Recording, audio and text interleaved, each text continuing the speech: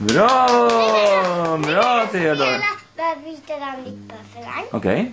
Bä vita landikpöffelang. Gissa vad han gjorde. Bajsa under bordet.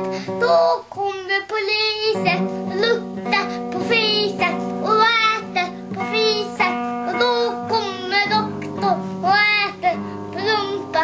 Då kommer tandläkaren. Och äter på rumpan. Är det så? Sen mormor för den sången?